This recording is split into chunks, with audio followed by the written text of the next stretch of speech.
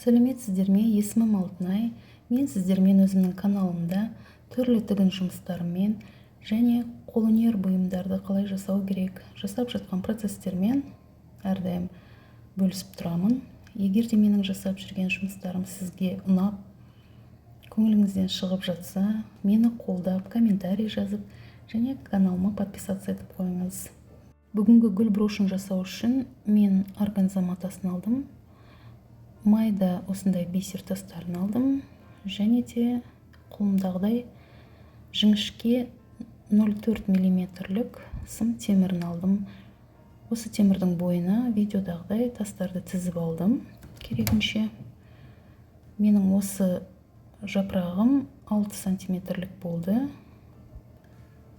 Осылай орап қатайтып алдым.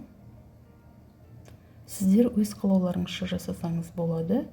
Үлкендеу етіп, кішілеу етіп, бірнеше осылай дайындап алдым. Жүрек тәріздісін жасадым. Дайын болған соң арнайы клеймен, осы тастарға арналған, қолөнерге арналған клеймен моншағыма әдемі етіп жағып, оны органзадан қиылған матаға жабыстырдым. Органза матасын көз мөлшермен артық етіп кесіп ала бересіз. Жақсылап клейіңіз кепкенше 10 минутқа қалдырып қоясыз. Тексеріп алыңыз, барлық жері тиіп жабысу керек.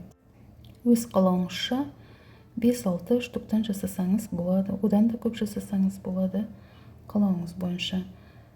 Міне кепкенде осылай жақсы барлық жер жабысып тұрады.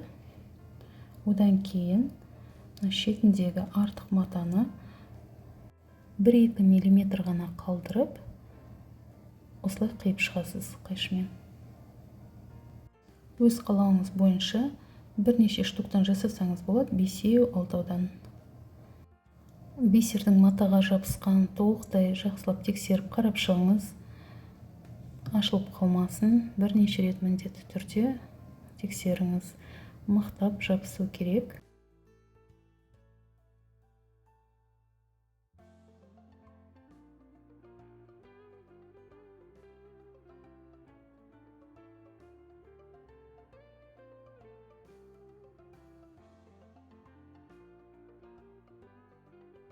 Қосымша гүлдің ең ортасына қоятын осындай тағы қосымша бөлшегімізді дайындап аламыз.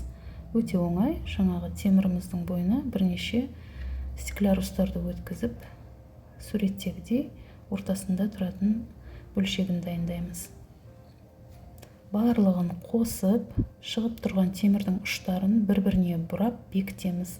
Броштың табанына ілгекті орнаттым.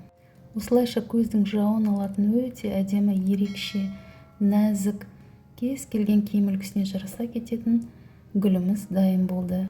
Менімен бірге жасап көріңіз. Назарыңызға рахмет.